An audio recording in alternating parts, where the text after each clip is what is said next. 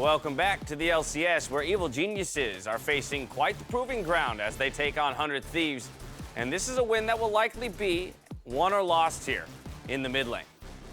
Right, and when I'm thinking about Jizuke, in my mind, it's like, if you were to have a perfect mid laner, my Jizuke's mechanics, my brain, would be there together. There it is. Because he has really good mechanics, and I watch him throw you, he can see as well, he names well, he positions well.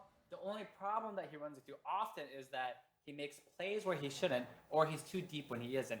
So he just needs to kind of use his head at times, especially when it comes to mid-game, and I think he's the perfect mid laner, kind of, at least close. I just received word that your mic was not necessarily hot. Hopefully it kind of trickled You're good in. now. You're good now. They fixed you. You're good. Oh, yeah? Did they just... I think so. I thought I heard him in my ear. Well, okay, Mark. You make the call. Let's start the highlight package. Let's go! Oh, no. There he goes. All right, eyes out of here. In the meantime, let's talk Jizuke. That's what I was hyping up. He was talking about how good Jizuke is when he's on, and in particular, we've been talking a lot about Akali and how good Akali has been all week, and we saw a monster performance out of him. Hi, you back? I'm back. Can you Shut hear up, me? Mark. Mic test? All right. So as I was saying before, now that you can hear me, I was saying if you want the perfect mid laner, you can add Jizuke's mechanics to my brain, and we'd almost be there because there's often times where he has very good mechanics, but he doesn't use his head before he makes plays. Yeah. So he gets killed or he goes too deep in without thinking about it. Whereas when I do those kind of things, I'm at the right place, but I don't have the mechanics to pull him off. So you Okay. combine that, and then there you go. Meanwhile, you know, looking at Abadaga's plays, he's just been fantastic so far. Like, he's been unlocked in the Akali this time around, and I just want to see more of it because between both, of course, Jizuke and Abadaga's Akali, you've just been seeing incredible plays. At times, if you haven't been watching the weekend, it'd be difficult with the nameplates off to figure out who's who. So to me, it sounds like if you combine Hai and Jizuke, you get Abadaga. Is that not right, Mark? I'm not great at math, James. Okay, fair enough. Well, then, but I'm going to have you talk about stats then.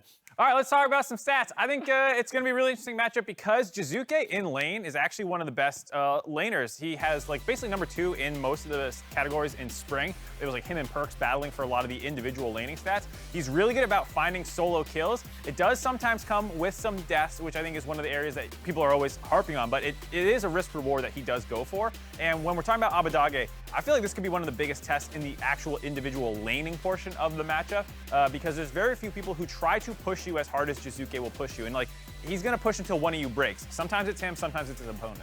Right, there's some times where, you know, Jizuke has tried to tower dive him without creeps. I don't know if Abadage is ready for that. I don't think he's experienced that in scrims or solo queue, where this guy's just tower diving with no creeps. So Jizuke really might put him to the test here, and hopefully we get a matchup that isn't, you know, like Karma versus Victor or something. Give me something fun. Yeah, and you know what? I just want to see Abadage die once. Just once. One solo kill. Across the week. I know the solo death's not there is because he just hasn't died in the 2 Akali games that he's had so far. They've been perfect. Let me ask you this.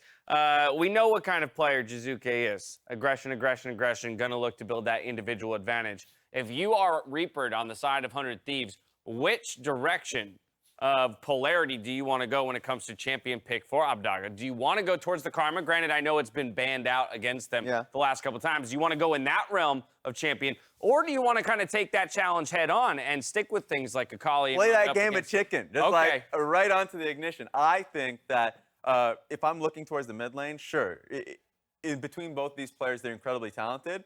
Bring the jungle, the 2v2 into it, and I think Abadage has done incredibly well with closers. So challenge the 2v2, where I think that's been failing from the side of Evil Geniuses. I think, you know, it's the sad answer, but it's probably the true one, is like, it depends on the rest of the team comp. Because if you start leaving up a bunch of carries all over the map and you're like, oh, we can get the Cog and the, you know, we got the Zen and the Karma, like, you're probably going to draft it again as much as I would prefer to see the direct head-to-head carry match. I want that one. I want the one here door on number the one? right-hand side. Yeah, door number one. That's a boring matchup. Akali versus Karma? Karma's just No, not Akali. versus. No. It's which one do you pick? It's Oh, like, which one you pick yes, definitely the left side. Yeah. No. Yeah, Get that not one the out. right Keep side. that one on the band table. Good champion, but we saw as boring. many games of that as we needed to see to know that we don't want to see it again because it is good, but honestly, a little boring. Yeah, you know what? I want to see fights. If we just show the board, I would like blind pick Akali versus Akali. Which is the better one? Let's go. LCK Game 5s of old. Yes. Force the blind pick. If only that were possible. And so this one's just going to be a fun matchup overall. Like, I know we focused on the mid lane. Bot lane, it's going to be Danny versus FBI. And, like, both incredibly aggressive AD carries, especially on Ezreal. They've both shown like top of the line play on those champions. So we've seen EG games like back to back where they're just on death's door, they turn it, or they're about to end the game and they decide not to. Like this one's going to be a fun one where 100 Thieves are going to take the fight.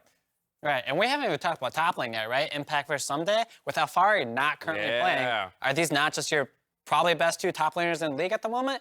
And it should be a battle up there with all the new characters, Gwen, Viego, etc. Give me something fun up there, too. Fudge might have something to say about that. I was almost going to throw it in there. But that might be the only other person, I think, right now that could make a challenge for one of those top spots.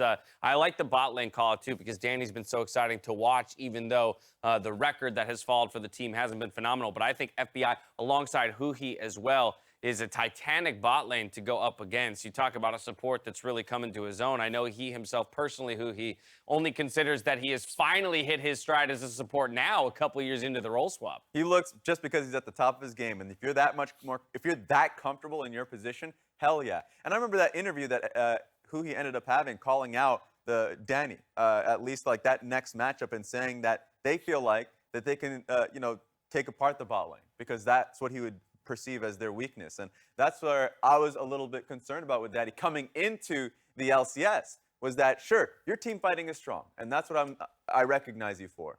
But the laning phase, what you were dominating in amateur, moving up to the LCS, of course that's going to change with top-of-the-line competition. So going up against FBI and Huhi is the test. That will be a sweet test, to say the least. We're going to step away for a brief moment. On the other side, though, we'll see which of these teams can walk away with a 3-0 weekend. We'll catch you here just after this. I can't believe my mic was off.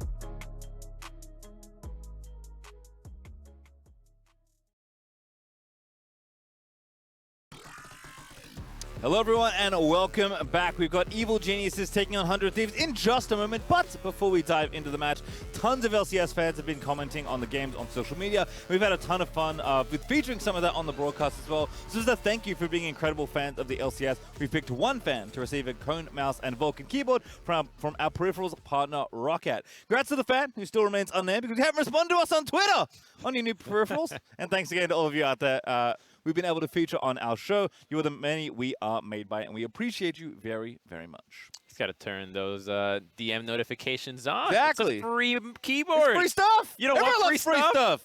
Come on. All right, well, last match of the day is not going to be free on either side. EG versus 100 Thieves. 100 Thieves on a tear, Crumb, certainly this weekend. But EG, shaky, right? You never know which way it's going to go, but it's always a fun ride. It's getting better for EG, and that's really good because both these teams did make those mid-season adjustments to the roster. They wanted more aggressiveness from the AD carry position. They have it with Danny, and it lines up so well with Jizuke, the man that is seeing opportunities that nobody else in the league is spotting. So by the time he has those plays that, you know, get burned in your memory, he also has so many more that are actually game-winning. So combining that with Danny has been a recipe for success for Evil Geniuses. And I think more than anything, the fact that the meta now features so many champions that are at the top of it that fit exactly what Jizuke wants to play. So much of last split was Jizuke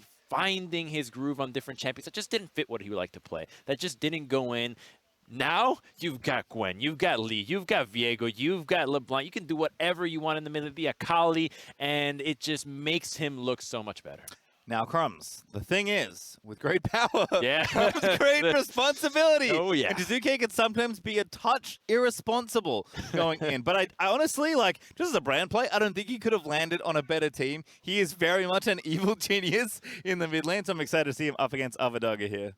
That's what we love about it. That's what we love about it, because oftentimes you want to prevent him from going for these plays that often look like ints, and they are, but if you take that away from him, then he's not going to find those playmaking abilities. So you have to just find the middle ground in keeping that hunger for these plays without simultaneously and diminishing those bad looks while simultaneously keeping his ability to find that playmaking. So I think that's why it's progressively getting better, and you'll still have those odd looks, but you know, you've got some of the best players from Europe that have made their marks with that kind of repertoire. Caps or craps, right? That's the one.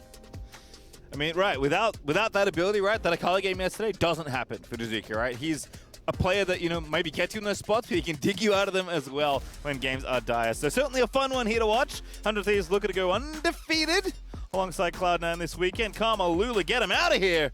Analyst Test was worried. They don't have to be worried anymore, Crumbs. They're unavailable. I like these two bans. 100 Thieves have been really impressive in the reads on the meta. They had the Karma and Xin Zhao. Some were doubters. I was one of those, but in the combination has been so powerful, not only for them, but across the globe. It's getting a lot of wins, and the champions, independently of the combo, are still being played. Just now, we saw Dignitas first pick the Xin. So 100 Thieves then pivots quickly to the Akali, another pick that's been making rounds around the world, and Abedage has been looking so impressive. This is exactly what 100 Thieves needed ever since the year began. They needed a strong mid laner that could then facilitate plays across the map, and with Abedage on the lineup, you now have a focal point that allows you to play to the bot lane if you need to, that allows someday to play weak side on champions that he's proficient on, and then come together as a group. This is exactly what 100 Thieves envisioned when this roster was put together, and finally now we're starting to see it come together, especially with the new coaching staff. We're next in ban. Least in ban by 100 Thieves kind of means you're priced into banning Akali on the red side, so that is what happens. EG add Varus to their 2 enchanter bans on their side. That does leave Gwen open as the first pick for EG, and we're counting the clock down to Rumble here for 100 Thieves. So Abedage is going to have to show us a new champion, Crumbs, which we love to see. That is exciting. That is very interesting to see what else he's got. I have full confidence, though, that his third champion down the line will be very good. Thus far, he's been really impressive, although I fear for 100 Thieves here, Pastry. Gwen just did a number on Dignitas. This pick, if Impact or Jizuke can play well, can be so incredibly damaging. I'm curious to see where it will go more than anything. Gwen seems to have been really taken over by the top laner, but I just saw a video today with Gwen solo clearing jungle at 306. So she can be a very relevant jungler as well. Obviously doesn't have amazing gank prowess, but the pick is quite flexible. I mean, if you get gold, it's all you need. It's Gwen, it feels like. Yeah. Just get the 2 items and have a grand old time. Dueling both minions and enemy champions. Ezreal, though, the pick up there for EG. Nara's an interesting one for 100 Thieves, picking that one up nice and early. Basically only a someday champion, can't go anywhere else, so perhaps wanting it up against the Gwen, but as you mentioned, EG can flex the Gwen around as well. We've seen it mostly top. I can see it mid, can see it jungle as well, although we haven't seen that yet in the LCS at least. Clock counting down though for EG as I'll take Udyr as the jungle left. Kind of conspicuously open, but with again these enchanters and these assassins needing to be banned away, Udyr and Rumble will once again be traded. Yeah, Udyr with the Ezreal will be pretty annoying to deal with. They both get very tanky, so making sure that they have at least survivability to get away from Rumble. You can either have the Karma to just shield you away or just be really beefy and mobile, and that's what these 2 champions can provide. Combined with Gwen, they can also turn it on and go in on the just flick of a button. So I think that Udyr for Svenskeren should be a pretty good pick for him, since one of the things that is often criticized about him is that sometimes you're going in a little bit too deep. But on Udyr, it's kind of hard to do so because you really see yourself going into enemy fire, and then you can just choose to continue to go in or back off. It's not a pick like Xin Zhao where you press a button and suddenly you're in the middle of everything. You ran there, you waddled your feet over, so you know how far you should go. All right, well, Lucian bans here for 100 Thieves. Kai'Sa actually the last pick in phase 1 there for 100 Thieves. So setting up FBI once again, but curious what the rest of these bans will look like. I feel like I have Thresh on the brain because of Udyr especially. Actually, we saw that a lot when Udyr was even more popular than he is now. I know that's very hard to believe. But Spring 2021, Udyr Thresh was a pretty popular combo. Would be okay here alongside the Ezreal, but maybe Ezreal and something like a range support to kind of bully. Maybe any support. Ezreal's so self-sufficient that you can kind of play whatever you feel like. Nautilus going to get banned away from Kai'Sa. That's been a constant combination in the 2v2s. I like the Nautilus ban so much, not just because of the Kai'Sa as a 2v2, but also with the Rumble. That actually makes Rumble so much more powerful to be able to have an incredible equalizer on the target like an Ezreal. He just would not stand a chance against us, since he is prioritizing physical damage with his Frozen Heart. So making sure that he does not get instantly mauled by those 2 ultimates will keep Danny alive. It's something that we've just been discussing behind the scenes, is the 2v2 combinations that you can build seem to be so much more important in the game right now. The Kai'Sa and the Nautilus were one, but the Rumble with the Nautilus and essentially any other major crowd control is gonna be so good at amplifying his damage. Gnar is one of them, and then with the Leona, you don't necessarily have that point and click, but if you land those stuns, the damage is still done. Yeah, I think we talked about Set backstage, is something that Immortals used a great effect in their opening week alongside Xerxes Rumble, so I like the Leona here for who he makes a lot of sense in the 2v2, but also does combo well with the Rumble, because you do kind of need to set up Rumble, but I feel like when Rumble gets 2 kills in an early game, the game is over. When Rumble gets no kills, game is significantly harder to win. As Jace is going to be the lock-in here for EG. That's going mid lane, I have to assume. So 100 Thieves will get their counter pick there in mid, unless it has been the long con and Abadaga has wanting to play mid Rumble this entire time, which I don't think is the case. Well, he will have last pick, so he can always choose. And against the Jace, so this is going to be a firecracker of a mid lane matchup, because Jace for Jizuke, he's a pretty good laner, so it could mean that Abadaga can struggle here, and it's not necessarily the pick that really wants to put himself in the front line. Obviously, you can just jump into the enemy, but your Shock Blast will be a priority here with the poke that you have with Ezreal. The EG lineup really just wants to keep their distance, disengage, and then once they're whittled down or somebody's isolated, then they can quickly pounce. All right, looks like, yep, Orianna instead. Sylas was interesting. They don't have that many good ults to steal, but Orianna, pretty safe, pretty standard here. Abadaga, obviously known for many picks. I think Orianna certainly up there. I think it's something that basically every mid laner at this point. If you've been playing for a certain amount of time, you've probably played a lot of games with Orianna. And it's going to make for a deadly team fighting comp out of 100 Thieves here. There is a ton of setup and a lot of damage too. So EG will want to get ahead early and keep that advantage. Maybe start stacking those dragons if they can, because 100 Thieves will always be relevant with the amount of wombo that they have. A lot of these ultimates can set up an equalizer and just have a long range engage. Gnar with the Stride Breaker can be surprisingly effective at catching members by themselves. And then with Kai'Sa flying in, Leona, and even equalizers, they could just win a fight out of nowhere. And there's not a lot of disengage on the EG side here. Yeah, I think the thing, though, is unfortunately for the fans, bad news at mid lane, not interesting on the 100 Thieves side. He's going to be trying to survive the onslaught of Jizuke's Jace, getting in there as often as he can in the 1v1. But, as always, the jungle matchup going to be very important and a fun one to watch here as well. The most interesting thing about mid lane Jace to me is always seeing him get gold and then just watching those shock blasts hit and just gauging how much damage did he do. Oh, wow, that's a lot of damage. That's a really impressive Jace right now. And just watching him hit that poke, because that's often what his job is. You are totally okay having a game that is fairly slow paced as long as you hit that big poke that prevents the enemy from having these strong engages. If you can just start stacking objectives that way, you've done your job as the Jace. If only you could load money into the cannon, right? It's a common trope in a lot of TL would be the best team in the world. That's true. In a lot of RPG games, though, you can pay money to do damage.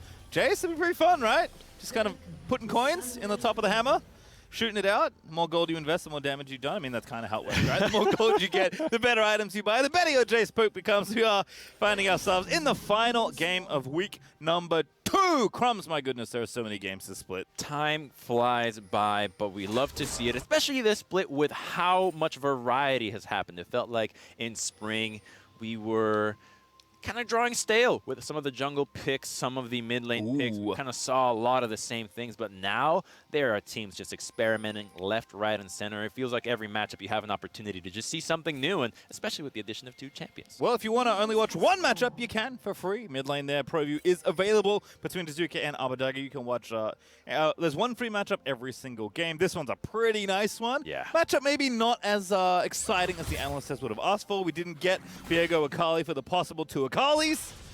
Instead, it is just going to be Orianna versus Jace, but still a lot of fun there. Really cool to watch how these players navigate those matchups. As Impact did wander in briefly, knows where Closer is starting on the red side of their jungle, so top to bot for him.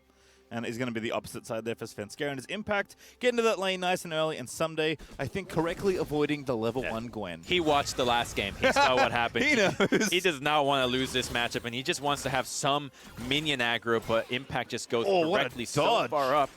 That's already some XP missing from Someday. He missed that first creep. And he did get the grass proc, so a little bit back there. Someday did want to make sure he got that off at least, because in mini form, he can try and outrange the Gwen. It's actually not that much more. I think now it's 400 range, and Ian-powered Gwen is 300, doubling her 150. So kind of tricky for Gnar to navigate. We'll see how the matchup plays out Someday. Obviously, I expected this to be his matchup, so this is his counter pick in his 1v1. Whereas Abadaga here up against Jizuke.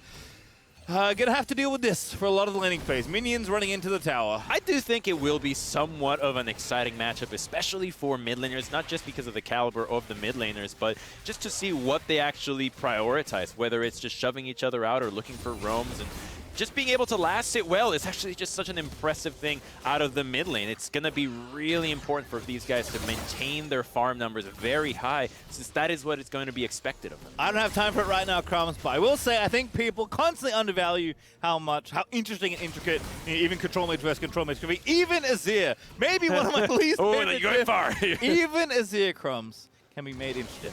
Post 6 Azir, very exciting. I'll give you that one. At level 6, his shuffles, but thus far in this matchup, Abadaga's already done a fine job. He's going to shove out Jizuke out of the laning phase. Doesn't seem like he's taken a lot of damage, and Jizuke will just recall, and we'll see if he chooses to teleport back to the lane. He will. Ooh, the tier. aggressive. So, goodbye. All right, well, has the potion refill, which is really what you want there. Abadaga actually out of charge as well, but does have a biscuit alongside Jizuke, so sustain will be a big battle here in mid lane as expected. Ward down there for Svenskeren is checking out the Raptor camp, but sees that there is nothing there. Already knew Closer started on the top side from the early invade out of Impact, so no surprises that the bottom lane is being worked towards, but I don't think Closer has too much interest in trying to dive the tower here, although you never know. Often a feature of 100 Thieves games early last split. was lots of FBI and who he dives. But this matchup, also a fun one to watch out. Sunday feeling pretty good right now, has a big wave stacked up though towards. So Gwen Impact going to catch up on CS pretty quickly here. What's interesting with all of these solo lane matchups is that neither really has kill pressure on the other unless they actually want to all in, because they're keeping their distance really far away. They can both disengage fairly effectively, so I don't think that with jungler or without jungler intervention, they're going to put themselves in harm's way. Something can always pop away. So many snips, man. Someday. I mean, it's about to go Mega 2. This is actually really nice from Impact, right? Because I think Meganar is not going to have very much fun getting kited out by a Gwen this early on. So Impact's like kind of playing aggressive, and he knows if somebody tries to fight him, he's going to transform and then not have the range advantage anymore. So I like what Impact's doing here, keeping the pressure on, getting those max range snips there with the E+Q combo, resetting the skip and slash, I think it's called. Gwen E getting that cooldown reduced. So nice stuff there as Abadage. Running low on mana, going to have to TP back himself soon. But he's going to be fine. He already has a TP advantage over Jizuka, so if he can just hold on to a little bit more, he can start to get some advantages here in this lane, which the 100 Thieves lineup has been doing thus far. Someday farming effectively, but it looks like we're going to get our first 2v2. Good timing here for Svenskeren, though, to be around Abadage. Just got no health left alive. Closer already flashing over the wall. TP coming in for 100 Thieves, though. And now Svenskeren and Jizuka are going to have to run. Someday coming to the rescue. Where is Gwen Impact? Wrong side of the river here for this play. The boss cone, though, going to get him out safely as Jizuke will escape. Ooh, something thought about flashing there. He really thought he had 2 stacks there on Jizuke, but that would have been his death. Doesn't go for it. There might have been an avenue for Svenskeren to instantly flash onto Abadage. I'm thinking maybe Jizuka could actually flash slam him into the flash bear slap from Svenskeren, but that kind of coordination is something that you just feel. You can barely communicate that in the heat of the moment. All right, well, Someday back to the top lane matchup here. Has already TP'd. Impact has not used his. Abadaga also back to mid lane there with his own teleport. So getting out of actually a pretty tricky situation. Svenskeren had a really nice timing there because Jizuke was pressuring, Orianna's health and mana, knowing that she was going to take the TP anyway. So tried to take advantage of the little window. As it stands, though, it is even on gold and no one has died just yet. So still very close here in these opening minutes. It's close, and yet now 100 Thieves does have an advantage in the top part. EG has an advantage in the top side, which is Impact does have teleport. So there is an opportunity to make plays either around Dragon or the bottom side or even mid lane if Abadage starts to overextend. That can be the advantage that EG needs to start clawing something in this early game, because 100 Thieves, Abadage is farming fine. He's doing a good job in the mid lane, and that's exactly what you want to see out of your Orianna. There's going to be plenty of setup for him, and now he can just start to slowly push off the Jizuka, and you can start to claw an advantage that way. Start to mitigate his poke with your own high mana. As you're going with the tier, you just shield yourself from his poke and make that lane much harder for Jace. No angle there for Closer, but I like the look. He was actually very, very close to level 6, but I think just out of XP range. But if something happened, he could run in, minions would die, and then he'd get 6, and then it's a party in the mid lane. For Jizuke, in a 1v2, he probably doesn't want to be in. Instead, that doesn't happen. First blood is still on the table. But a lot of back and forth here as these teams are setting up. Looks like maybe EG are thinking about this Dragon, especially with Danny and Ignite getting that push going in the 2v2. Svenskeren will indeed start this first Drake. Yeah, this is the fine time. You've got Jizuka ready to collapse. He's pathing to the bot side, has a control ward ready to go. And then you also have Impact now catching the wave, so even if he had to TP, he wouldn't miss out anything on the map. So this Dragon is one of the most useful early Dragons to get, just because you get that quick cooldown reduction on your ultimate. And the only one that really won't love that one is going to be Svenskeren, but the rest of the team will love to have that. Jizuke still lining up here. Shock Blast hits the caster creep. That was overkill, but does get the golden XP from it regardless. You don't get bonus in this game, unfortunately. Closer. Left-hand side, on top of the control ward. Again, has the equalizer ready. Svenskeren moving on through mid lane. Shockwave gonna miss. Jizuke just went straight through it with a hammer, but still a little bit low. The equalizer damage is good, but it's not enough to take out Jizuke. Now Impact's down here in mid lane. He's unpredictably aggressive is what happened. Abadage is like, there's no way. I got him in the shock blast, with the shockwave rather, and he just instantly jumps, and it actually keeps him alive. This is Jizuke's aggression paying off for him in the laning phase, but now Closer still looking for it. Both junglers knew that with no flash available for their mid laners, this had to be the area of contest, as both supports are now roaming up, and this will deter Svenskeren from going for that Rift Herald. Maybe 100 Thieves sees an opportunity to actually go for this, though, as FBI has rotated up here. Yeah, actually, both teams paying a lot of attention to this potential objective, but it looks like a reset is on the cards instead. Blue buff, I believe, was taken by Svenskeren just then. So Jace will not grab it. In fact, yeah, it must be because Jizuke is all the way back from base, resetting after the play on his life there in mid.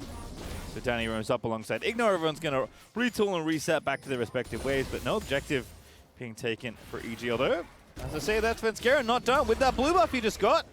He's going to take out the Rift Tower. Nice little window in the timing there.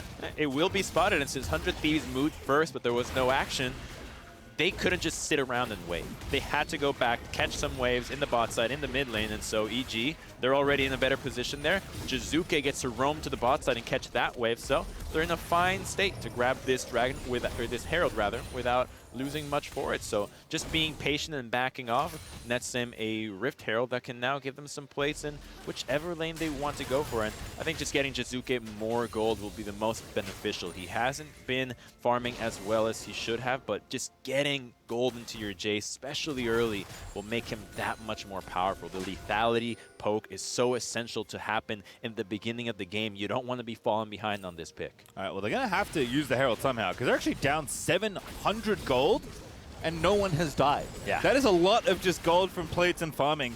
100 Thieves have been able to pick up here in this early game. So we'll see where Svenskeren does want to drop the Rift Herald.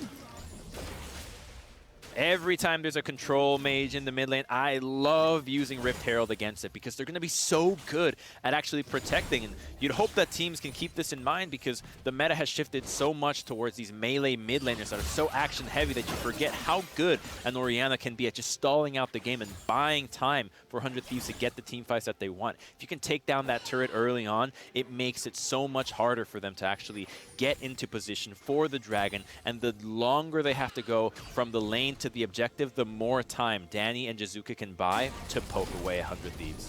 Fun little interactions there on the top side. Seems like there's a lot going on actually in Gwen versus Gnar. But unfortunately, Udyr and Gwen versus Gnar is a very different matchup, Crumbs. Sunday maybe looks like he's going to get baited in here by Impact. Ooh, almost. Mega Gnar. Oh, now we know he's like, oh, nope. There's an Udyr here, of course. Does have the flash. Great shove there for Someday. Uses the ult to disengage. Going to be hit by the ulti, but is going to flash. Should be just fine. Indeed, he will be. Ooh, yes. Still that deadly, though. The true damage on Gwen. You got to respect. It doesn't matter if you're Mega Gnar.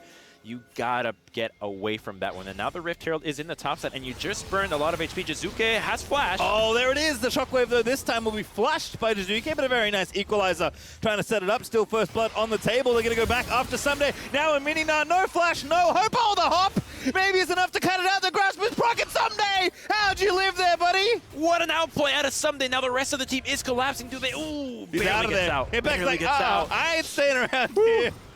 Close is looking for him with the flame spitter on, but not going to find it. They just didn't have enough damage to take him out. There is not a prioritization on damage on these guys just yet. So Someday, really nice play out of him to buy some time. And now Impact gets to burn the TP to leave the lane. So that's going to actually net a huge advantage for Someday with minions denied, some tower plates. It's really looking good for 100 Thieves. No action yet in just laning, they're building such a lead. Crumbs! At 1,200 gold ahead!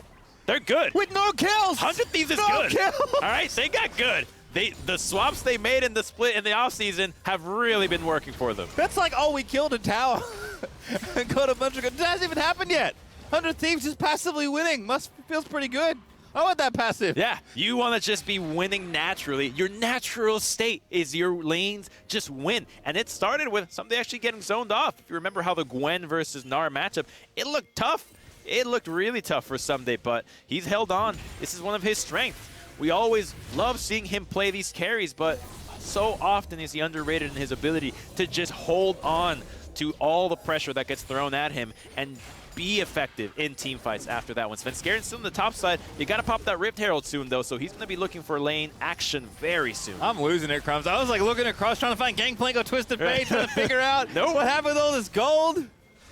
Just laning. And look at mid, too. 24 CS. Okay, I'm going to force out later. This is a mystery that we'll have to solve another time. As Svenskeren does indeed cash in the Herald for a couple of plates here on Impact. Great place to put the gold there, but Huhi is in pursuit. 2v1. no. Svenskeren, is he going to be the one to give up first blood? Abadaga's here as well. The Rift Herald's dead. They didn't even get the plates, Crumb. Shelly. They didn't even get the plates. Shelly got distracted. It's a tragedy. Poor Shelly. She saw the minions. She just tunnel visioned on him, had the blinders on, and there's no gold now. There's no gold over for EG. The one thing they were counting on, closer flashing He's out of there. Yeah, he's not giving anything back.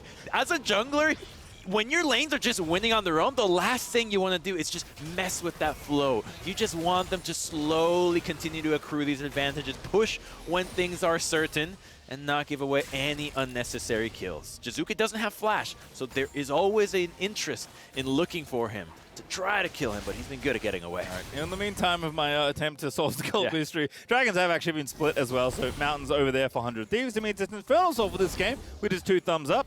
Unfortunately, means the Soul is not going to be done nearly as quickly as our last encounter on stage. So it's going to be a bit more of a slower pace one for that particular objective. Mythics, though, are starting to be completed. We have an Eclipse now finished for Jizuke's Jace. Always nice. Definitely a big additive as far as his overall damage goes. You really want to have this item before you start fighting, but it doesn't seem like the teams are interested in going for these fights that aren't 5v5s. They just want to continue to accrue their items and then handshake on one big wombo opportunity. And these are the kinds of games that are really deadly. I love seeing the EGTL matchup where they actually were able to win through just mechanics in a team fight. Danny was still on that Ezreal back then, so I can see why they're counting on that. They can fall behind in the early lane. 1,000 gold just from CSing. Not such a big deal that you're losing the game right there if you have full confidence in your ability to team fight later. The pressure is on, but this is not a team that shies away from that. I mean, I think Gwen and Ezreal definitely very scary as the game gets later, but we did highlight it in Draft Crumbs. 100 Thieves. Talk about wanting to take 5v5 wombo fights only?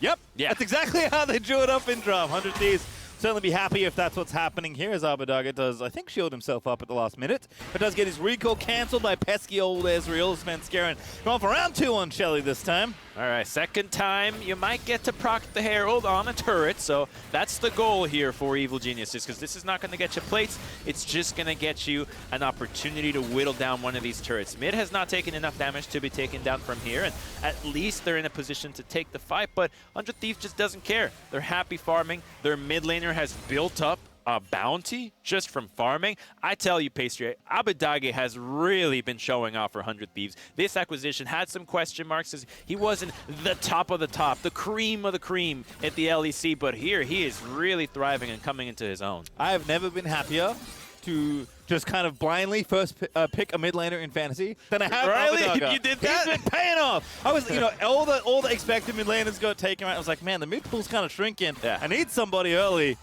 I was like, you know what, I'll take the gamble. Actually, it was fun. The best thing is I had the choice between these 2 mid laners. I was debating Jizuke versus Abbedagge.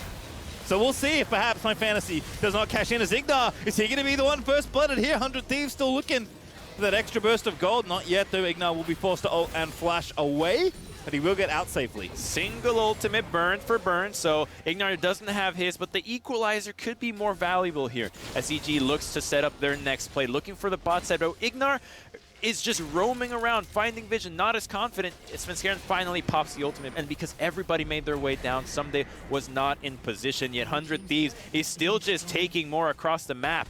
They already got that turret, although the Rift Herald will have to be respected if it is escorted up to the tier 2. Yeah, bonus gold though goes to FBI. Gets that first tower bonus, which is a great thing for 100 Thieves. Wanting to get more gold onto their Kai'Sa that has now finished the Kraken Slayer. Closure is taking enemy camps. He's pretty quickly, I imagine, approaching level 11, which is real nice for any Rumble, whether you're jungle or lane. And we do have 45 seconds till this dragon is ready to go. Shelly this time gets the charge off on 2 towers, actually feeling good. As Hui looking for the ulti down on Jizuke, but Someday we're trying to dodge it, but Hui's right in there. Ignite, flash, slap on, oh! The scoopy whoopy! And Hui is gonna grab the kill! Jizuke wanted to fight that. He wanted to try to take out Someday. In exchange for that, he could have flashed, he could have flash gated. There were all the opportunities to escape that play, but in Jizuke's decision to outplay, he gets burned for it. First blood luckily goes over to Hui, but still he burns his flash, and burning it now can hurt for this dragon. So he escorts the Rift Herald. That's fine. Does a lot of damage to Someday. And now you're not slowed, you're not in range, but instead of going, he goes for the Shock Blast. If that hit, maybe you actually do kill Someday. He was close to transforming, but he pays for it. So real denial there for Someday, just slamming him back into the wall. Here we had the lockdown there with the flash-empowered Q for the first stun. And 100 Thieves continue to collect that bonus gold. Get the first tower, get the first kill. Really want this Drake, though. Teams are going to be fighting forward as EG already hanging out in the river with the lights out there as 100 Thieves will push through, trying to make some space for themselves. The poke has to hit. That's already 2 shock blasts that don't have a lot of value. Ezreal and Jace really need to land this. They're getting shoved back because their cooldowns are down. Now 100 Thieves feels a bit better. They have all their ultimates available and have position in river. All right, 100 Thieves have kind of pushed their way through. They've got their vision down. They're going to start the Dragon and force EG to come to them. Svenskeren, got to be careful with the ball. There's somebody almost retransformed. He's got Megan already back to go. And now it's Impact. Yeah, you got to get out of there. Skips around. Somebody's going to transform and get in there. They're just going to leave the Dragon. They go for the fight instead as Closer got knocked back by the Jace, I believe, but a good equalizer as Impact gets ulti there by Leon. FBI charging in there, takes out Impact as Hui goes golden to protect himself from a little bit of extra follow-up damage. And now Abadaga finds one with the shockwave and forces the flash on the second as Svenskeren runs, but Ignar is not so lucky. 100 Thieves just doing it all here as Jizuke going to get finished off by Someday. They kited that fight so well, but we need a pause. We need a pause. We need a breather. They're not prepared for such a slow early game. Too much action. Too much action. Things have been heating up in the last few minutes, as we'll inform you on the reason for the pause when we do get some additional information. But I think we all need a breather right now. Comes a lot happened. A lot of altercations outside that Dragon. Just in a minute and a half from the Herald in the bot lane to the Dragon fight. So 100 Thieves, though, have been really good about that fight. They dodged out. Well, dodged. A lot of them were actually poorly aimed shock blasts, but they didn't get hit by them. That's what matters. And then just making sure that they focus whoever was closest. They did not overstep. It's something that often happens with these team fight compositions that have members that can go in. You just have somebody overextend, they suddenly take too much damage, and your carries can't follow up. They did none of that. All right, we're investigating an audio issue by the looks of things, so we'll let you know what's going on as soon as we know. Hopefully not too long. Generally haven't had them be too long, so fingers crossed. Last fight, though, definitely really critical there. I think you highlighting, Crumbs, just how well 100 Thieves played that fight, how well they're able to kite out, because yes, like, you know, you're playing up against Poke. Typically, there's not too many things to dodge, but given that EG were, you know, obviously splitting up 100 Thieves, you do want to have these big 5v5s. So many different individual things from 100 Thieves working out, right? Like Abadage going in basically solo looking for that shockwave. The first equalizer from Closer that kind of kickstarted it all off. So definitely a really nice one there for 100 Thieves. In fact, if we have some time, love to see it again, given that we are on a pause. Just small little things like the positioning of the ball right to the left of the pit to make sure that the route that EG takes has to be longer, that they actually have to go around it, respect the shockwave threat. And it's not surprising to me, Pastry, that we get an audio issue in the first moment of the game where the teams are clearly yelling, because it was like 20 minutes with nothing happening. So only now do they realize, oh, when we try to all talk to each other, maybe there was a problem. And the fun thing for me, when you have these kind of games, right? Much more slower, much more deliberate. Clearly teams just, you know, agreeing to kind of farm things out and wanting to just, like, let the game continue at a slower pace. I feel like in a lot of cases, somebody has to be wrong. Because if both teams are agreeing to play slow and farm up, both teams believe that they will win if the game goes slow and they're able to farm and get to late. And I feel like it's not often true, although sometimes it is in certain metagames, that both teams are equal when it comes to late game scaling. I feel like 100 Thieves feel very, very comfy in this spot. Yeah. Which to me says, like, EG, should you be pushing the pace more? Maybe. So you're saying EG was wrong? Because I share that sentiment. I think they should have been a little bit faster to accelerate the game, but they do have Ezreal Gwen, which I also give to them. Right, like those picks can really carry. It's just the fact that you don't have that much wombo, right? The wombo of Leona, Rumble, Orianna, Nara is something that you can always count on. And because Evil Geniuses just doesn't have the ability to have these incredible teamfight ultimates, they don't want to be going to a stage in the game where their poke doesn't actually stick. They don't want to be going to a stage in the game where they actually have to be constantly grouping up and presenting opportunities for 100 Thieves to get the most out of their composition. They want to be fighting earlier before the turrets go down when the numbers aren't exactly 5-on-5, where not everybody has full items. Yeah, I feel like it's a common sentiment with champions like Jace. Obviously very good in lane, really good in the mid game, especially if they get ahead of you, right? Yeah. When they start stacking that lethality, you just kind of get poked into oblivion, and the game feels pretty impossible in the mid game. But Jace late game is okay. But definitely, there are plenty of... I would much rather have Orianna, for example, right, if the game's going late, than Jace if the game is even. So it does feel like EG can maybe push the game a little bit further, but again, I understand, Gwen in the side lane, Ezreal with Divine Sunderer, it seems to, never die in any sort of attractive team fight. So not going to be easy to navigate if the game does go late. And it does feel like 100 Thieves are also, especially with that last team fight again, starting to find footing for this comp, find ways to push through this game and grow the lead that they already were building naturally into something even more. This game, it's slow now, but I feel like it could get rapidly out of control. Yeah, I think the point you brought up at the beginning, that one of these teams is wrong. Right? One of these teams is just going to be objectively benefiting more from a slower game. They've been farming better, and if you can see on the screen, it looks like we are about to hop back into the game as Huhi is already playing. All right, there we go. Crumbs, good eye. They'll spot it out. It's 100 Thieves. Win the fight. Going to win the Drake as well. They'll be the first to 2 dragons this particular game. And to note, caveat there, it's not like a measure of how wrong a team is, right? It's just, even by a little bit, one team obviously has to, in most cases, has to be advantage as the game goes late. But both teams clearly investing in the late game, and 100 Thieves have invested, my goodness, that 1,000, 1,200 gold lead that they put up early, that capital's really paid off, Crumbs. They're 4,000 gold ahead after that play. The mid advantage right now is starting to get pretty massive. It's about 50 CS in Abudage's pocket that Jizuke just doesn't have. And in that last fight, that was the strongest point for Jizuke, where there is just not enough Shock Blasts that had landed before. So 100 Thieves still tanking the Dragon, but a lot of poke is now hitting 100 Thieves. But look at how they're playing the front-to-back comp. They're just kiting away effectively, keeping their distance, ball zones from one side, engage on the members that are by themselves, and now you know who has flash and who doesn't. Great flank from Abidage, and Jizuke, who gets caught out, goes a little bit too far forward, hunts for FBI, but he's just not giving him the opportunity. He burned his flash much earlier on the first blood, gets instantly pounced and killed. Yeah, Hui also pretty low there, so there was a kill potentially that he could have picked up. Unfortunately, does not grab it. It's 100 Thieves all the way right now here.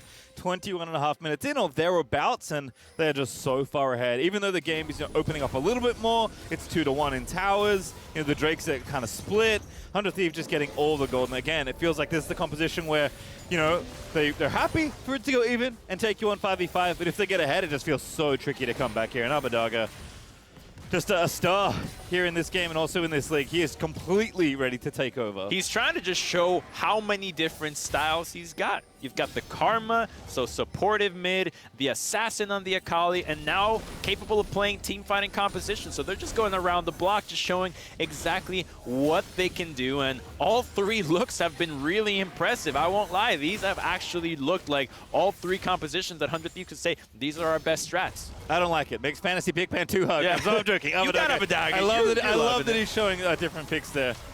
Ooh. 100 Thieves. Oh my goodness. The heist is on. FBI closes it. Maybe it's off. All right, we're off. Yep, Israel comes in there as well. Danny's intuition, pretty good for the youngster. Does split out the 100 Thieves. We're beginning the Baron, but 100 Thieves rapidly get off that one. Someday hopping all the way over Impact, but it was an escape hop. Yeah.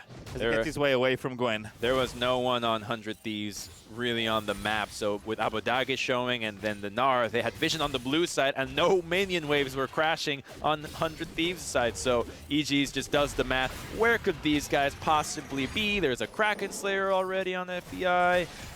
Rumble does a lot of damage. Let's just check. Let's make sure that they're not trying to just pull a fast one on us. And it's a good look out of Danny. This is like solo queue kind of hunting mindset that you have where you're just trying to make sure that the enemy doesn't get these random advantages that might be snuck out of nowhere. All right, well also we got, Muramana's on the way here for EG. We got actually finished already for Jizuke, so he's got 2 items.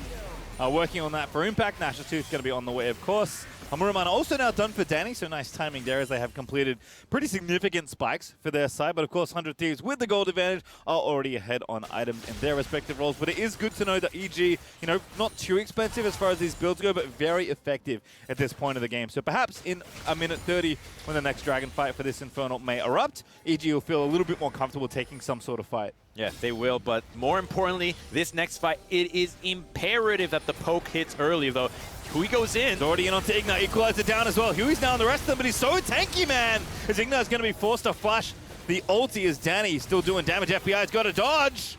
Does get out of the last 2 skill shots. Serious Svenskeren also running up, but someday he's the one we got to watch now. There's the rest of Underteams are being chased. What a poke there onto FBI. Now he's the target. It's Hui. It's going to lock up Jizuke. It's just too far forward. His closer is going to flash out of the way, but Impact, can he finish it off? No, he can't, as Danny can't quite get it either. As Abadaga once again solo kills Igno on the other side of your screen as FBI is taking down Gwen. EG just diving too far forward into the rest of 100 Thieves, and there's just nothing they can do. As Svenskeren, he is trying so hard for 1 kill as Danny can't even get that one. It is an ace across the rift as 100 Thieves clean up Evil Geniuses. That was a one-way ticket for Evil Geniuses into 100 Thieves' waiting arms. They thought they had a fight when 100 Thieves looks to go after Ignar, when the equalizer gets dropped only after the Alistar. But there is just no way to engage on this comp. If Ignar isn't there, this might be a free kill for 100 Thieves, but instead they'll just back. Oh, wait a minute. All right, gets 1 kill. Again, I don't know what else you're planning on doing, but you know what? Trade Warfare, get some gold.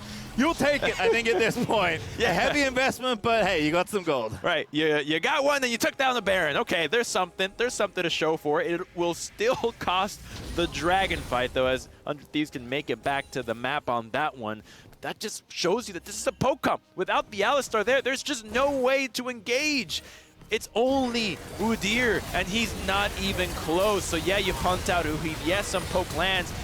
And I think they got excited because Danny was landing some really good poke. FBI looked like they got caught. They have this speed shrine. Maybe we can keep chasing, but Impact as an engage just isn't it. And Jizuke going in definitely is not it here. Going into 3 people, and then they're just completely routed. There's a Gnar that's about to turn Mega behind them. They didn't get the kills that they wanted, and there's just nothing to do but to try to buy time, maybe salvage a play. Danny trying to make the most out of it here. Even burns his flash to go after closer, but the Mystic shot was just barely out of range. Yeah. Narrow margins on the skill shots, but it is 100 Thieves with a clean ace at the end of it all. That is back-to-back fights where 100 Thieves have kited so well, Crumbs. 100 Thieves is just looking like our top team right now. I am looking forward so much to the rematch between this team and Cloud9. The first time around, it felt like Cloud9 really just asleep, struggling to wake up. But now, as both teams are really showing their true form, this could be the most contested matchup of the split so far. So nice, we get it thrice, Crumbs. That is one of the nice things about Triple Round Robin. 100 Thieves are looking to clean up EG to finish off their weekend. As Abadaga is going to finish off this mid tower. This gold lead is getting real close to 10k ahead. There's still a minute left on the Red Bull Baron buff as well. As 100 Thieves just again doing it nice and administratively. No need to get too silly. Yeah, as long as they keep their eyes on Ignar, there's really not a chance that 100 Thieves can get engaged upon. That's what Ignar is known for, though, finding these flanks, but they're splitting him up. There's plenty of control wards, and what can Svenskeren do against Abadaga here? He's going to try, gets the damage out, good little bit of long-range poke. Who he's there as well, that cuts him off for the equalizer, does close it out, the shockwave catches the flash as well as FBI yeets on in for the kill. That's what happens when it's only Udyr running at you. There's just no way to follow up. The shock blast hit, but Abadaga smartly already has an hourglass. He had flash available. He would have been caught on his own account if that actually worked. So 100 Thieves happy to take the kill, continue to siege, and now they move Abadaga to the top side. 3 people in the mid lane. They still have Huhi's ultimate available if they want to disengage, so they can stay on this push and make the most out of the Baron buff that is just now fading. Gold lead, that was unreal for 100 Thieves, 11k ahead at under 28 minutes. Looks like the Baron will wear off, so they'll finally take their reset.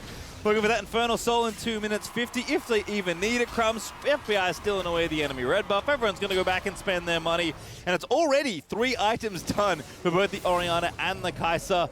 And basically, the Rumble will give it to him. He's got the Silk Shoes. Yeah, and there's 4 stopwatches now on the 100 Thieves carries. Only Leona doesn't have one. You're just not going to catch anyone. It's just not going to happen. They're going to stay alive. They're going to buy time in these fights. They have the survivability with their own abilities. So this is exactly the time where you want to be buying these defensive tools. When you're really far ahead, it'll allow you to tower dive, to be aggressive, and just close out the game in the final moments. I love seeing this kind of itemization when you're ahead. When you're behind, you don't need defensive stats. You just need more damage. Here, you just make sure that the opportunities for Evil Geniuses to actually come back are almost zero. Yeah, Thornmail finished for Someday, 2 minutes and counting to this Infernal Soul here, which feels like it'll be the capstone on the 100 Thieves victory. EG gonna have to have some consecutive miracles to keep this game going, but anything is possible, Crumbs.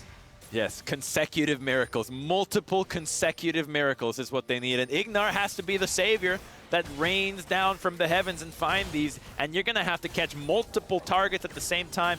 They might be going after Someday here, but he's fast. It's a good start. Stridebreaker out, gets slowed off by the Chilling Smite. Hops around now. Impact, the one he didn't expect, coming around the corner. Someday with the flash does use it, but I think he's still going to be caught. The stun is there. That should seal it. Someday can't get out this time. Goes into stasis because the Thieves are rushing down the base, and Someday's just trying to buy time. It is Impact that finally finds that shutdown.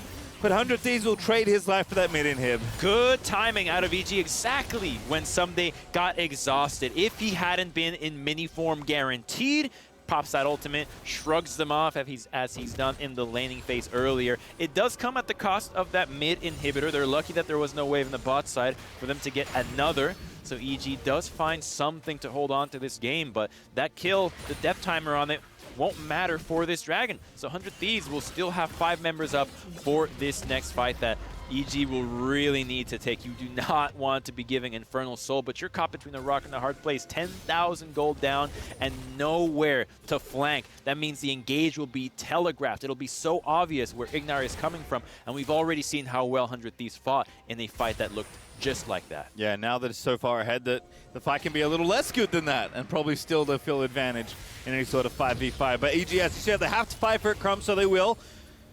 Almost 10 seconds until the Dragon is up and ready to go. But EG are here on time. Someday also has made his way back, didn't die at an awkward timer, which was nice for him, but did lose his flash off the back of that play. Gonna have to build up the rage here in mid as well. 100 Thieves just zoning EG off this Dragon. They don't need to start it. They're no rush. Like, if EG get this Dragon, it really doesn't matter. Yeah, they have no interest in this whatsoever. They just want EG to overextend, to make some mistakes. They already have the scuttle. This will really help them. Already, though, not much poke from EG has landed, and the carries already have a better position to avoid it. And Svenskeren's taking a little bit too much poke. Ignar going for a flank. Oh, good attempt steal, but they still got it. The smite is good for closer. And now Ignar just caught out slow by the ulti at the end of it all. And Someday's just looking for it. Who is diving in there with a Zenith Blade. Crunch on top by Someday seals Ignar's fate. And 100 Thieves not even walking down mid. They're just going to go straight to Baron. Now EG have to fight 4v5. Even phase checking this feels so dangerous. They have no way of getting vision. It's just going to be a free Baron. Look at the DPS. Thieves. MMO champions, 100 Thieves taking down the raid boss. Baron will fall. 100 Thieves now not even going to reset. Just going to go straight with the Baron buff and try and do as much damage as they can. Their item advantage is ginormous. Look at FBI. How do you kill this guy? He's got G8 and the stopwatch now, so you already have everything you could possibly want.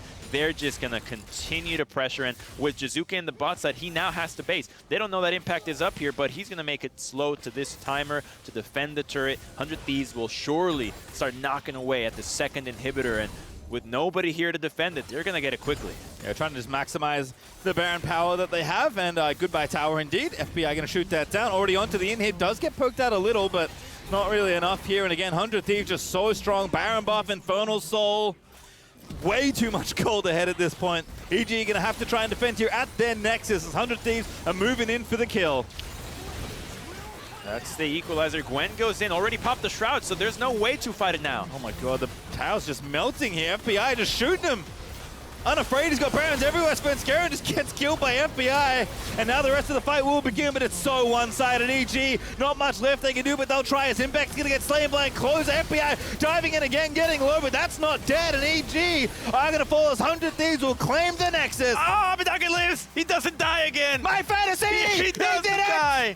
The stopwatch right at the very end to keep 3 games in a row, the whole week without a single death for Abadage.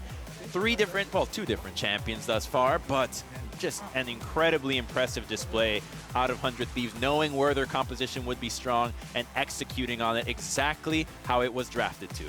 Thank you for the points. More importantly, thank you very much for the entertainment. 100 Thieves look amazing, Crumbs. Hard to overstate just how well this team has looked in the early stages of the LCS Summer. EG definitely always a fun one to watch, but this matchup just looked like there was nothing they could do. 100 Thieves are so on form with their new mid laner. EG needed to really win that first dragon fight. They needed the poke to land. The early game could have been a bit better. They missed some opportunities for some kills, but still that fight was where the gold was most even. That was where they needed to make their mark. Falling behind there, losing so many kills, made it nearly impossible to then teamfight. You saw Ignar. He was entirely guarded the whole time. He couldn't even make a final stand at the end. Alistar and Udyr, not entirely the most powerful combination to engage. Lacking the words for it just because it's only Svenskeren dashing in, and without the cow to back him up, he's just a man-bear pig running at you that doesn't do a whole lot anymore. If you can't find flanks, as you said, if Ignar just doesn't have the angle, it's very challenging for them to find and engage. And I feel like we saw that, whereas for 100 Thieves, just click on the equalizer. Find a shockwave. Yeah. I don't know, have who he flashes there. Someone will find the fight because you just have so much ease of execution on your composition. It's one thing that I love teams that prioritize it because it just guarantees that even if you do fall behind, you can have ways to come back. And even though obviously the late game fights were very one-sided because the gold advantage was so large, how 100 Thieves got there, go back and watch those 2 team fights there where they're kiting around 2 different, I think might have been the same objective, but that first one around Dragon right before the pause, and then the other one I think up near Baron. 100 Thieves were getting like relentlessly attacked by EG and just figured out every little thing to get, I think, 2 clean aces in both different situations. That is very impressive team fighting from 100 Thieves. Team fighting that had no prior altercations. They were just farming. They were just chilling, laning. So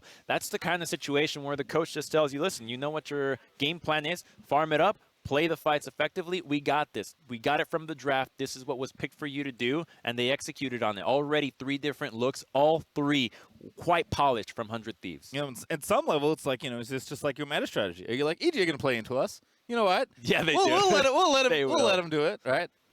EG loves just going in, and I think that it's just not the mid pick. I know we're going to harp on Jizuke constantly, but he looks just so much better on the champions that actually want to jump in, to dive in. He did it a few times on the Jace just out of desperation because they couldn't have the team fights that they really wanted to. And so I just think falling back more on the kinds of champions that really line up with that style will be more successful for them. Obviously, you can look back and say the play just wasn't there, right? The execution could have been better, but it's also about aligning up with what your players are best at. And look, hard matchup, right? 100 Thieves are very, very good at this stage. Every player feels like they're playing well. They've shown us a ton of different looks. Coach feels like he's really, you know, whipping the players into shape, which is impressive given that this is, you know, somewhat a new roster, having a new, clearly very talented mid laner, but a new player nonetheless having to integrate into the roster. So for right now, 100 Thieves feel like they can do basically no wrong. Everything looked good this weekend. Yeah. It's a new mid laner, yet sometimes feels like the whole 100 Thieves squad was just built to wait for Abadage. They were just, it's the soulmate mid laner that they were looking for this whole time, and finally it's coming together. So it seems like everybody's just so eager to integrate it, and it's looking really well. It's making everybody else look good. Well, Crumbs, I have great news for you and all the fans at home, because we are going to be tossing it over to Dash and Abadage for our Verizon post-game interview.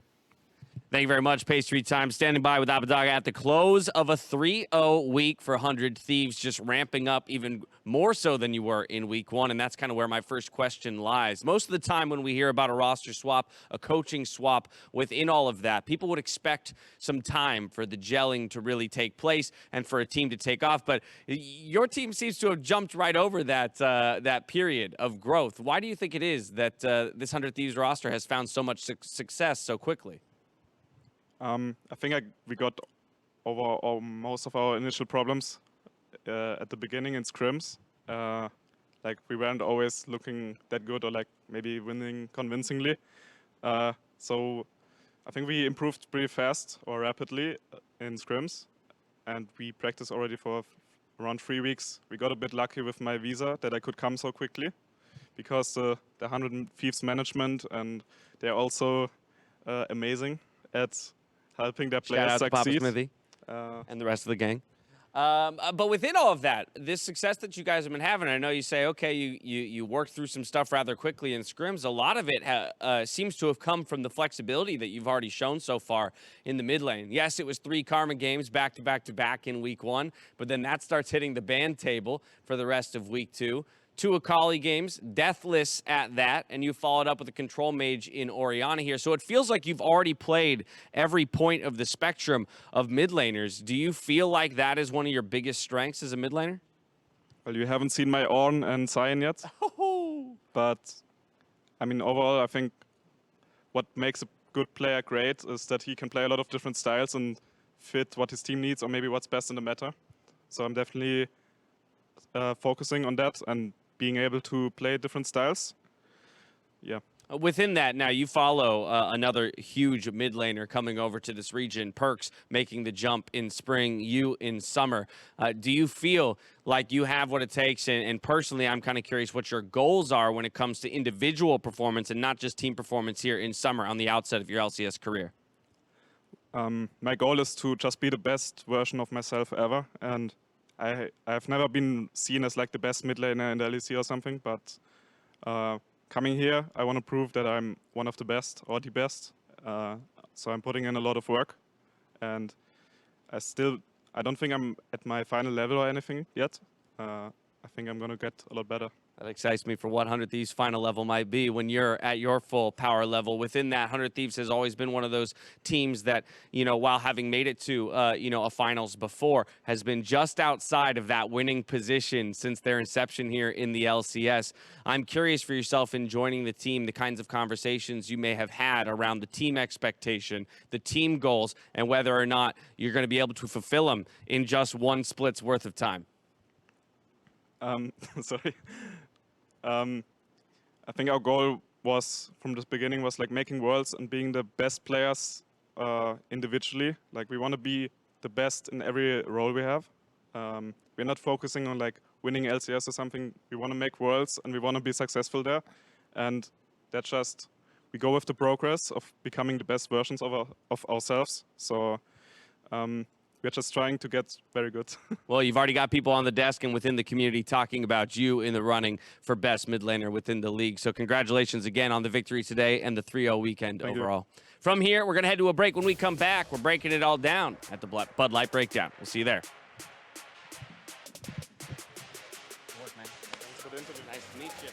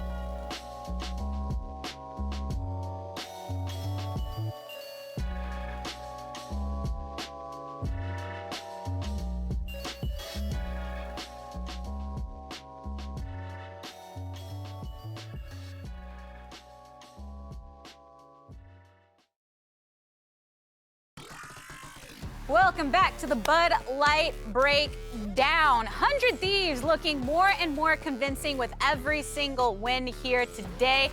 And this game right from the start. Yeah, I was disappointed. I was like, we're going to get a bloodbath. These two mid laners going to go crazy. It's going to be nuts. And then it was more like the slow grind out where they're just accumulating leads in multiple positions, especially in the mid lane. I mean, Abadaga was incredible with how much of a gold lead he got, which set them up to, really win the whole game. Yeah, this was a great clinic, honestly, if you just look at ProView, especially within the mid lane. Everyone's hyped. It was the free one, too. Everyone could look at the mid lane ProView, and it was essentially Abadaga having such great control and making it so not only was Jace taking a lot of damage, but also his wave was in a bad position really early on. So great control there, and it was a great start from Abadaga. Right, quick tip to all Orianna players out there. Get 2 points into Q, QEQ. 95% of the time, it's better than doing QEW. The only time you want W is if you're versus an assassin that can kill you, and generally Jace can't do that to you. So he did the correct skill order. Thank you. I see a lot of mid laners don't do that. 2 points Q. That's good. Definitely one of those games we're looking at ProView was very much a learning experience for anyone trying to get better in that regard, because there wasn't a lot of action in terms of kills for a bit, but when it exploded, it did. Yes, and Dragon contest. EG were on top of Dragon first, but it was 100 Thieves that pushed through and had the Gnar, I thought, once again, someday putting in a lot of great work, leading the charge and then pushing Gwen off her space and creating space so Evil Geniuses had to back away. But take a look at this. It was the ultimate from Huhi that set up this kill. Right, for me, when I look at these team comps, the only way I can see EG winning these fights is they poke ahead of time. But we saw that they missed multiple shot class before the fight started. Azra missed 3 or something Qs. So when you're going for these team comps and you want to contest it, you have to land the poke. In the case you don't, you have to abandon them at this point. You see that they're on the position, you can't fight anymore. Go top lane, go mid lane, do something else. You can't fight it anymore. I mean, the other team even won the poke battle because when the Gwen looked for the flank, it's like, oh, there's the Gnar, and you got put to half health, and then it's just instant retreat mode from there. And it's no secret with this team that their priority isn't just picking up the wins in the individual cases. They are looking to be that championship caliber type of team. And when you're looking at that kind of quality, you have to consider every single player in their regard, because we do have to talk about our MasterCard Player of the Week this time around. It is going to the unkillable Karma himself in Abadaga. Yeah, this time around, unkillable on the Akali. Strong as all hell. And it's not as if he wasn't taking risks. A lot of these were team fights that he was just jumping straight through, but it was the coordination of the team that was special. And so you saying, championship level team, he played incredibly well. FBI, Huki, all of them on top of that, full confidence around a player like him. Talking about the different play styles during the interview as well. Dash was like, have you played everything? He's like, hold on, I got my Scion and Orin still ready to go. So I will see if he actually breaks those out. I definitely was impressed though on the Orianna and seeing him swap between the supportive, the control mage, and the assassin and Akali. And it's changing the entire look of 100 Thieves. If we're thinking back to spring, where we were saying maybe, oh, they should select a very specific style, hone in on that and perfect it. But in this case, Abadaga has really opened up the possibilities for them. Right. A lot of people gave flack to the previous 100 Thieves mid laners in Damonte and in Ryoma. And with Abadaga in here now, it feels like a lot of those holes are shored up. He can play the strong control mages, he can play the roaming mages, he can play the assassin mages, or not assassin mages. I guess Akali's like an assassin, right? Yeah. Assassin nonetheless, but he's able to play these different styles at a high level, and it filled up a lot of the weaknesses that they previously had. So he definitely is a massive upgrade in my opinion to them. And I think people should take a look at the Akali games and be like, this is how you play Akali. He's taking risks, he's going for kills, and he's not dying for it. She is an assassin, granted kind of hard to kill as an assassin, but she's still an assassin. She has to go in, and he didn't die, so. Meta-resistant is what I would say for 100 Thieves now, because from the previous players, like you would say, not a knock, but every time Closer was working with another, like a mid laner, even Golden Blue added when he was in Golden Guardians, it was always doing your best to support Closer. Closer is now playing Rumble and allowing mid lane to go free. Like he recognizes that if he's super confident in his mid laner and top laner, that honestly at that point he could do whatever you want. You're not really bound by a specific meta or playstyle from your team. So definitely that's the case. And now when you're looking towards the best mid laners in the league, Abadaga is there. Yeah. when you question like Jensen, Power of Evil, Abedabe's looked the best of all those players. So I would say right now, just from the start, he's looked like he's #1 for me. The changing of a singular player altering the entire identity and ability of all of the players involved on that squad. Big win for 100 Thieves, but a little bit of an L for you here, Mark. It's time for you to pay the piper because this week it's Cloud9 ending in first place. Hey! They are trailed by 100 Thieves, though, after that victory, and TSM together at second, followed by Team Liquid in fourth, Dignitas Quantum Pay in fifth, Evil Geniuses settling there in sixth, and Mark settling in his grave as he takes the big L. Yeah, another thing to point to is, as Mark is doing his best to hide, Immortals also going into a 0-3 week after just taking the first 3 wins. So a lot of people trying to reconcile. You're not an ostrich, Mark. You can't put your head in the sand. You guys We a just big moved enough the bet. neck. I mean, it's a 1 week bet. It wasn't even good. Get me out of here. A big enough neck to look like an ostrich, I'll say right now. Oh! All right, mister. All right, but All yeah. right. He's back. He's ready to fight. Yeah, a lot of teams are going to be going back to the drawing board and looking to week 3. You know, even though the meta is out in the open, a lot of the teams need to narrow in on what they're good at, is what I'm saying so far. It's one of those things that does take a bit of time when it comes to coming into summer after that break, and we're seeing some shift it out as they go on. And Evil Geniuses, though, are right back at it next Friday as they take on Cloud9 in our first game of our day. A little later on, though, we do have Immortals looking to challenge TSM, and we'll close it all out with 100 Thieves facing off against CLG. But, gents, I want to know, what are y'all looking at on the schedule? What matches end up catching your eye? You know, I totally forgot to bring this up earlier, but when I was watching pro view of Jizuke versus Abadage in that last game, the first thing Abadage did was mute Jizuke's emotes and his text chat. I found that hilarious, and I'm thinking about Perks and Jizuke and watching that pro view. I don't think Perks would mute Jizuke. I feel like he'd type back and get the banter. So I'm really looking forward to that, only just so I can see if they type back to each other or not. I would also say, I mean, we hyped up today, it's supposed to be explosive, didn't quite pan out, but I would still say, looking at that lineup, that is still probably the most likely to have a lot of fireworks going off. I'm also looking towards TSM Immortals. I think that one, both teams did not have a good week here, and it's more so just like the bounce back that I'm looking forward to. What is TSM and Immortals in week 3 look like? Are you looking forward to Lucian mid? Do you approve of that? Yes. Yes? I think they should. It's literally week 3.